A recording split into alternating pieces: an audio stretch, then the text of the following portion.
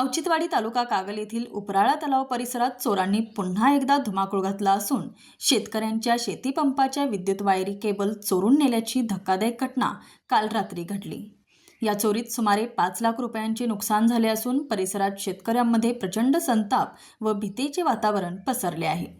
काही दिवसांपूर्वीच याच परिसरात 17हून अधिक शेतकऱ्यांचे केबल चोरीला गेल्याची घटना ताजी असतानाच पुन्हा त्याच ठिकाणी झालेली ही चोरी म्हणजे चोरांनी पोलिसांना दिलेले थेट आव्हानच मानले जात आहे।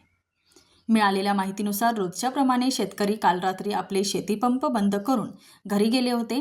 आज सकाळी 9च्या सुमारास जेव्हा शेतकरी पिकांना पाणी देण्यासाठी मोटार चालू करण्यास उपराळा तलाव येथे गेले तेव्हा त्यांना शेतीपंपाच्या वायरी कापून चोरून नेल्याचे निदर्शनास आले। हा प्रकार पाहताच परिसरात एकच खळबळ उडाली। या ताज्या चोरीच्या घटनेत खालील संस्था व शेतकऱ्यांचे अंदाजे 5 लाख रुपयांचे मोठे नुकसान झाले आहे।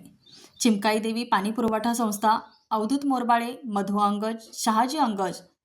काही दिवसांपूर्वीच याच उपराळा तलावावरून 17हून अधिक शेतकऱ्यांच्या केबल चोरीला गेल्या होत्या। त्या प्रकरणाचा तपास सुरू असताना चोरांनी पुन्हा त्याच ठिकाणी धाडस दाखवून लाखो रुपयांच्या केबल लंपास केल्या। आधीच निसर्गाच्या लहरीपणामुळे शेतकरी आर्थिक अडचणीत असताना आता चोरट्यांच्या या वाढत्या सुळसुळाटामुळे शेतकऱ्यांचे कंबरडे पार मोडले आहे अशा भावना संतप्त शेतकऱ्यांनी व्यक्त केल्या।